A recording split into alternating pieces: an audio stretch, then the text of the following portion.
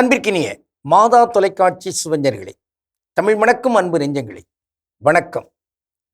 திரிகடுகத்தில் இணைந்திருக்கும் உங்கள் ஒவ்வொருவருக்கும் நன்றியின் வாழ்த்துகள். இன்று திரிகடுகம் எண் 54 பார்க்கின்றோம். அறிவற்ற செயல்கள்.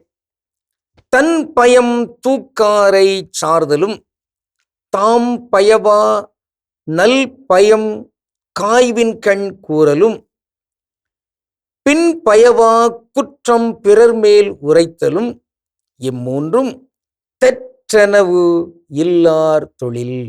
திரிகடுகம் 54. அறிவு தெளிவற்றவர்களின் செயல்கள் இம்மூன்றும். தன்னலத்தோடு இருந்து பிறருக்கு உதவாத தன்மையோடு இருக்கிறார்களே, அவர்களை சேர்ந்து வாழுதல் இருக்கிறதே, அது அறிவற்ற செயல். சினத்தோடு கோபத்தோடு இருக்கிற நேரத்தில் பிறருக்கு அறிவுரை கூறுகின்ற அந்த கூறுதல் இருக்கிறதே, அது அறிவற்ற செயல். இவற்றை போன்றே பிறர் மேல் பழி சுமத்துதல் இருக்கிறதே, அது அறிவற்ற செயல். இந்த மூவகையான அறிவற்ற செயல்களை நாம் செய்துவிடக்கூடாது. இன்று முதலில் சொல்லப்பட்டிருக்கிற அந்த செய்தி என்ன? தன்னலத்தோடு தான் ஒருவர் இருக்கிறார். அந்த தன்னலத்தின் அடிப்படையில் நமக்கு கிடைக்கிற அந்த லாபமின்மை இவற்றின் அடிப்படையில் ஆய்ந்து கடைசியில் அங்கு உரியவருக்கு தேவையானவருக்கு உதவி கூட செய்ய மாட்டார். அப்படிப்பட்ட அந்த கொடூரமானவர்களை சார்ந்து வாழக்கூடாது. அவர் நமக்கு தேவையில்லை. வருவுக மாசற்றார் கேண்மை ஒன்றீத்தும் ஒருவுக ஒப்பிலார் நட்பு. ஆக நல்ல மாசற்ற தன்மையுடைய அந்த நண்பர்களைத்தான் நாம் சேர்த்து வைத்திருக்க வேண்டும். கயவர்கள் தீயவர்கள் அவர்களை தூக்கி எறிய வேண்டும். அந்த தீயவர்கள் வரிசையில் வருகிறவர்கள் தன்னலத்தோடு தனக்கு ஏதாவது லாபம் கிடைக்கிறதா என்றெல்லாம் ஆய்ந்து பார்த்து அதில் லாபம் இல்லை என்றால் பிறருக்கு உதவு கூட மாட்டார்கள். அப்படிப்பட்ட உதவி செய்யாதவர்கள் அவர்கள் நமக்கு தேவையில்லை.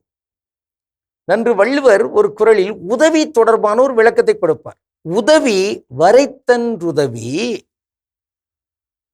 உதவி செய்யப்பட்டார் சால்பின் வரைத்து என்று. அப்படின்னா பொருள் என்ன? உதவி என்பது அது அந்த உதவியினுடைய அளவை பொறுத்ததல்ல. இது சிறிய உதவி, அது என்ன உதவி என்பதோ, அல்ல அப்பா இதான் பெரிய உதவி, கோடிக்கணக்கான உதவி, இதான் பெரிய உதவி என்றோ அப்படி தீர்மானிக்கப்படுவது அல்ல.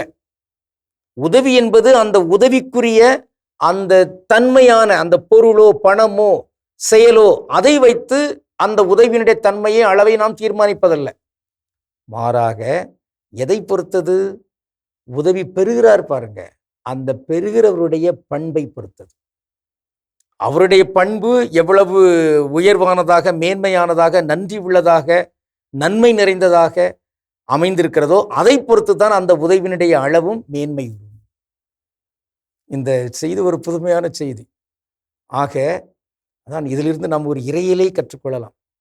கடவுள் பலவற்றை இங்கு தந்து கொண்டிருக்கிறார்.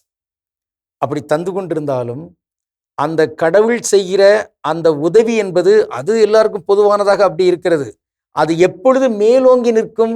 அதை பெறுகிற நான் பண்புள்ளவராக அதை ஏற்று அதன் அடிப்படையில் கடவுளுக்கு நன்றி செலுத்தி கொண்டு அப்படி இருக்கிற அந்த தன்மை இருக்குது பாருங்க, அப்பொழுது கடவுளுடைய அந்த உதவி அது மேன்மையாக தெரியும். எனவேதான் உங்கள் நல்ல செயல்களை பார்த்து அவர்கள் கடவுளை, விண்ணக தந்தையை போற்றி புகழ்வார்கள். அப்படி புகழ வேண்டும். அப்ப கடவுள் தருகிற ஒவ்வொன்றையுமே நாம் பெருமிதமாக பெரிய தன்மையாக நாம் ஏற்க வேண்டும்.